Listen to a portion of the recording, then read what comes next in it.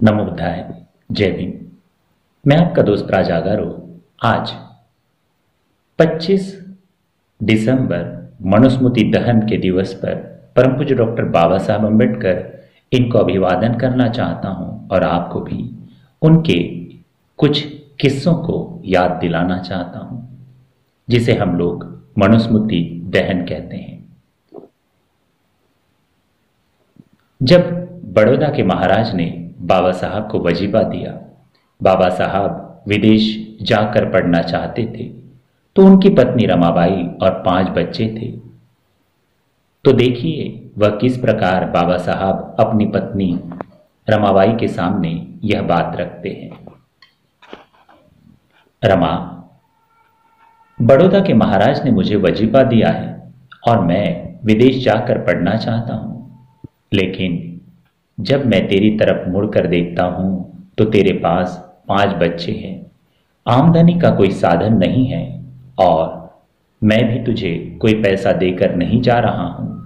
क्या ऐसी परिस्थिति में तू मुझे विदेश जाकर पढ़ने की अनुमति देगी? बाबा साहब, यह बात सच है कि मेरे पास 5 बच्चे हैं और आमदनी का कोई साधन भी नहीं है और आप भी मुझे कोई पैसा देकर नहीं जा रहे हो, लेकिन मैं आपको पूरा भरोसा दिलाती हूं, आप अपनी इच्छा को पूरी करके आना, आप अपनी पढ़ाई को पूरी करके आना और इन 5 बच्चों का पेट मैं खुद पाल लूंगी। और जब माता रमाबाई बाबा साहब को भरोसा दिलाती है तो बाबा साहब विदेश चले जाते हैं और अपनी पढ़ाई करते हैं, और इधर माता रमा अपने 5 बच्चों के पेट को पालने के लिए क्या क्या करती हैं। माता रमा मुंबई की गलियों से गोबर उठाकर लाती, उसके बाद उपले बनाकर मुंबई की गलियों में उन उपलों को बेच कर आती और उससे जो भी पैसा आता तो अपने बच्चे का पेट पालती। इतना पैसा नहीं आता था कि वह अपने बच्चों की परवरिश अच्छी तरीके से कर सके। देखते ही देखते उनका बड़ा बेटा दामोदर बीमार हो गया। इलाज के लिए पैसे नहीं थे, इलाज नहीं करवाया और दामोदर इस दुनिया को छोड़कर चला गया। यह बात माता रमाबाई ने बाबा साहब को कभी भी नहीं बताई। एक दिन बाबा साहब द्वारा जब खत भेजा गया तो नानक चंद रत्तू खत को पढ़ते हुए बाबा साहब कहते हैं कि रमा, मैं अगर एक वक्त का भी खाना खाता हूं तब भी मेरा काम नहीं चल पा रहा है। मैं अपना जीवन बड़ी मुश्किल से व्यतीत कर रहा हूं। मैं अपना सुबह का नाश्ता दोपहर को करता हूं और शाम को पानी ही पीकर काम चला लेता हूं, और मैं जानता हूं कि तेरे सामने भी बहुत विफल परिस्थितियां हैं। तेरे पास तो 5 बच्चे हैं और आमदनी का कोई साधन तक नहीं है। फिर भी अगर हो सके तो कुछ पैसे भिजवा देना। इधर माता रमाबाई ने बड़ी मुश्किल से कुछ पैसा इकट्ठा किया था, लेकिन उनकी बेटी इंदु बीमार हो जाती है। अब माता रमाई के सामने एक बहुत बड़ा सवाल था कि वे पैसों से बेटी का इलाज कराए या अपने पति को दिए गए वचन को निभाए। लेकिन एक मां ने फैसला किया और वह पैसा बाबा साहब को भेज दिया। इधर उनकी बेटी ने इंदु ने भी दम तोड़ दिया और यह बात भी माता रमाबाई ने बाबा साहब को नहीं बताई और बाबा साहब पढ़ते रहे। और कुछ समय के बाद बाबा साहब अपनी पढ़ाई छोड़कर बड़ौदा के महाराज के रियासत में नौकरी करने के लिए आते हैं। तो रमाबाई बहुत खुश होती हैं और क्या कहती है, अब तो मेरा पति डॉक्टर बन गया है, डॉक्टर बन के आ रहा है, अब मेरा पति नौकरी करेगा, तनख्वाह कमा कर लाएगा, अब तो अपने बच्चों को मैं भरपेट खाना खिलाऊंगी, अब तो मेरी जिंदगी के दिन बदल जाएंगे। बाबा साहब जब दफ्तर में प्रवेश करते हैं, चपरासी टाट खींच लेता है और पानी के घड़े को उठाकर अलग रख देता है। बाबा साहब कहते हैं, अरे चपरासी, जरा मुझे फाइल तो लाकर देना। चपरासी फाइल को डंडे से उठाकर देता है। बाबा साहब, क्या बदतमीजी है यह, हो क्या हो रहा है? तू एक चपरासी होकर मेरे साथ ऐसा व्यवहार कर रहा है। चपरासी कहता है, अंबेडकर, तुम पढ़ लिख कर जरूर ही बड़े हो गए हो, इसका मतलब यह नहीं कि तुम हमारी बराबरी कर पाओ। तुम आज भी नीच हो और तुम्हारे साथ मैं काम करके अपना धर्म नष्ट नहीं करना चाहता। क्या मतलब? मेरे साथ तेरा धर्म नष्ट कैसे हो सकता है? और तू जानता है कि मैं तुझे नौकरी से भी निकाल सकता हूं। चपरासी कहता है, अंबेडकर, यह बात अच्छे से जानता हूं और तुम मुझे नौकरी से भले ही निकाल दो, लेकिन मैं तुम्हारे साथ रहकर इस दफ्तर में काम नहीं कर सकता। बाबा साहब से ऐसे अपमानजनक स्थान पर और अधिक नौकरी नहीं कर सकते। बाबा साहब ने 11वें दिन ही अपने नौकरी से इस्तीफा दे दिया और अपने घर के लिए निकल पड़ते हैं और बड़ौदा के रेलवे स्टेशन पर जा पहुंचते हैं। वहां उनकी ट्रेन 4 घंटे लेट होती है तो बाबा साहब एक पेड़ के नीचे बैठ जाते हैं और क्या कहते हैं, मैं पहले सोचता था कि हमारे लोग मरे पशुओं को उठाते हैं, उनकी खाल खींचते हैं, उनका मांस खाते हैं। हमारे लोग दूसरों की टट्टी अपने सर पर उठाकर फेंकने का काम करते हैं। मेरे लोग गंदे रहते हैं, उनके पास पहनने के लिए ना तो अच्छे कपड़े हैं ना ही उनके पास पैसा है। तो हो सकता है यह लोग हमारे लिए इसीलिए ऐसा व्यवहार करते होंगे। हो सकता है यह लोग हमारे लोगों से इसीलिए नीच कहते हैं। लेकिन आज तो मैंने यूरोप के कपड़े पहने हैं, अमेरिका और जापान की यूनिवर्सिटी से शिक्षा प्राप्त की है और एक अधिकारी बनकर आया हूं।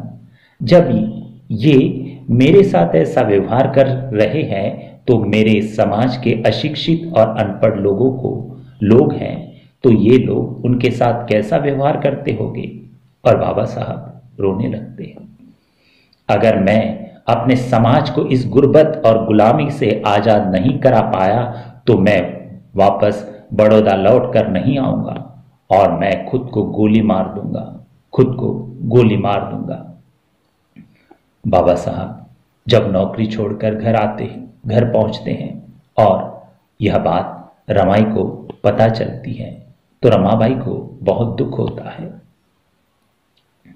बाबा साहब कहते हैं, रमा, मैं तो नौकरी करना चाहता था लेकिन वहां का चपरासी तक मुझे फाइल डंडे से बांध कर देता था, पानी के घड़े को उठाकर अलग रख देता और वहां के लोगों ने भी मुझे मारने की योजना बनाई। मैं ऐसे अपमानजनक स्थान पर नौकरी नहीं कर सकता था और इसीलिए मैं नौकरी छोड़कर चला आया। रमाबाई कहती है, बाबा साहब, आपको जैसा अच्छा लगे आप ऐसा ही काम करें, मैं आपके साथ हूं। फिर बाबा साहब को अपनी अधूरी पढ़ाई और बड़ौदा रेलवे स्टेशन पर लिए गए संकल्प का ख्याल आता है तो बाबा साहब फिर से विदेश जाकर हम सब की गुलामी का कारण जो हिंदू धर्म के ग्रंथों में लिखा हुआ है उसे खोजते हैं। उधर उनका तीसरा बेटा रमेश भी इस दुनिया को छोड़कर चला जाता है। इस प्रकार बाबा साहब के 3 बच्चे कुर्बान हो जाते हैं और जब बाबा साहब विदेश से लौटकर आते हैं और हमारी गुलामी और नीचता का कारण हमें बताते हैं तो बाबा साहब कहते हैं, मैं कड़ी मेहनत और लगन से यह जान पाया हूं कि हमारे समाज के लोगों के साथ जो नीचता भरा और गुलामी का व्यवहार हो रहा है उसका कारण है हिंदू धर्म और हिंदू धर्म के जो ग्रंथ है उनमें लिखा हुआ है। और मैं आज यह घोषणा करता हूं कि आने वाले 25 दिसंबर सन 1927 को पूरी देश के मीडिया को सूचना देकर मैं हिंदू धर्म के पवित्र ग्रंथ को अग्नि की भेंट चढ़ाकर आप सबको आजाद कर दूंगा, आप सबको आजाद कर दूंगा। और बाबा साहब 25 दिसंबर 1927 को हजारों लाखों संख्या में के सामने हिंदू धर्म के ग्रंथ को, वह मनुस्मृति को अग्नि की भेंट चढ़ाकर आप सबको, हम सबको इस नीचता और जिल्लत भरी जिंदगी से आजाद करते हैं और कहते हैं 25 दिसंबर 1927। मैं ऐसे किसी भी बात को नहीं मान सकता जो अमानवीय है, और आज के बाद कोई भी विधान और कोई भी कानून मेरे समाज के लोगों पर लागू नहीं होगा जो अमानवीय है, क्योंकि यह विधान जबरदस्ती हमारे समाज के लोगों पर थोपा गया है। ऐसा कहकर बाबा साहब मनुस्मृति को अग्नि की भेंट चढ़ा देते हैं और आप सबको आजाद करा देते हैं। उसके बाद बाबा साहब मुंबई की कोर्ट में वकालत करते हैं, तो उनका चौथा बेटा बीमार होता है, राजरत्न, वह बीमार हो जाता है। रमाबाई कहती है, नानक चंद्र तू जल्दी जाओ, बाबा साहब को बुला कर लाओ, क्योंकि हमारा बेटा राजरतन बहुत बीमार है, वह लंबी लंबी सांसें ले रहा है। नानक चंद्र तू, बाबा साहब जल्दी से घर चलिए, आपके पुत्र राजरतन की तबीयत बहुत खराब है और माता रमाबाई ने आपके लिए बुलवा भेजा है। जैसे ही बाबा साहब दौड़कर घर पहुंचते हैं और राजरतन को गोदी में लेते हैं, तो राजरतन भी दम तोड़ देता है। अपने चौथे बेटे की मौत पर पति के सामने माता रमाबाई क्या कहती है?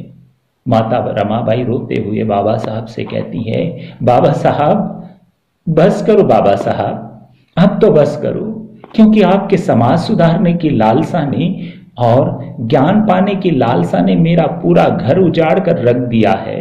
मैंने एक एक करके अपने 4 बच्चों को दफन कर दिया है बाबा साहब, मैंने एक एक करके अपने 4 बच्चों को दफन कर दिया है। अब तो बस करो, अब तो बस करो। बाबा साहब कहते हैं, रमा तू तो मुझे रोकर बता पा रही है, मैं तो रो भी नहीं पा रहा हूं। मैं तो रोज ऐसे सैकड़ों बच्चों को मरते हुए देखता हूं। रमा तू चुप हो जा, रमा तू चुप हो जा। रमाबाई कहती है, बाबा साहब मैंने आज तक आपकी हर बात को माना है और इस बात को भी मान लेती हूं और चुप हो जाती हूं, लेकिन आप मुझे इतना तो बता दो कि आप बड़े फक्र से कहते थे कि तेरा बेटा राजरतन देश पर राज करेगा, तेरा बेटा राजरतन देश पर राज करेगा, लेकिन अब इस दुनिया में वो नहीं रहा। अब बताओ कैसे इस देश पर राज करेगा? बाबा साहब मुझे बताओ यह कैसे इस देश पर राज करेगा? बाबा साहब कहते हैं, रमा यह सच है कि तेरा यह पुत्र अब इस दुनिया में नहीं रहा, लेकिन मैं तुझे भरोसा दिलाता हूं और राजरतन के पार्थिव शरीर की सौगंध खाकर कहता हूं कि मैं अपने जीवन में ऐसा काम करके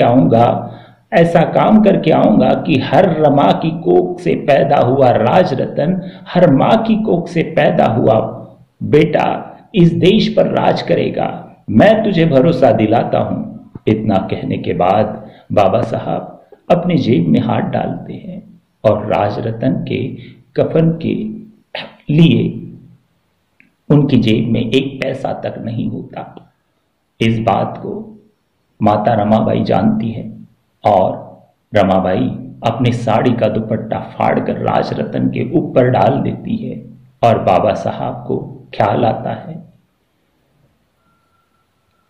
कि मुझे गोलमेज सम्मेलन में लंदन जाना है और बाबा साहब राजरतन के पार्थिव शरीर को छोड़कर घर पर ही छोड़कर लंदन के लिए निकलते हैं। तभी पीछे से उनका भाई दौड़ कर आता है और कहता है, भाई अरे भीम, तू पागल हो गया क्या? अरे यहां तेरा पुत्र मरा पड़ा है और तुझे विदेश जाने की सूझ रही है। कैसा तू बाप है जो अपने पुत्र के इस अवस्था को छोड़कर विदेश जा रहा है? और यह समाज क्या कहेगा?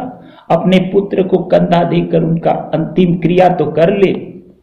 बाबा साहब कहते हैं, भाई मैं जानता हूं कि यहां मेरा पुत्र मरा पड़ा है, लेकिन मैं यह भी जानता हूं कि अगर मैं आज गोलमेज सम्मेलन के लिए नहीं गया तो गांधी एंड कंपनी के लोग मेरे करोड़ों लोगों को मार डालेंगे और सारे अधिकार छीन लेंगे। इसीलिए मैं एक पुत्र की खातिर अपने करोड़ों और करोड़ों लोगों की बलि नहीं दे सकता हूं।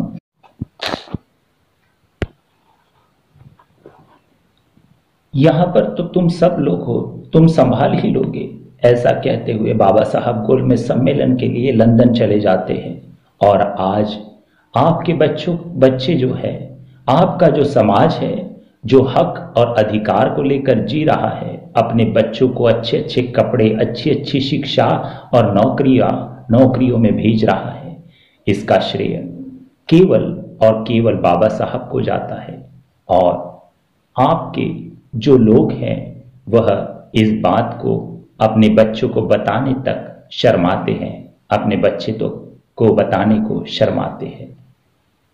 तो आज इसी चीज के साथ मैं परम पूज्य डॉक्टर बाबा साहब अम्बेडकर को अभिवादन करता हूं और 25 दिसंबर 1927 मनुस्मृति दिन की याद दिलाता हूं। अगर मेरे ये विचार आपको पसंद आए हैं तो आप जरूर शेयर कीजिए और अपने दोस्तों को शेयर करके इस मैसेज को आगे तक बढ़ाते जाइए। नमो बुद्धाय। जय भीम।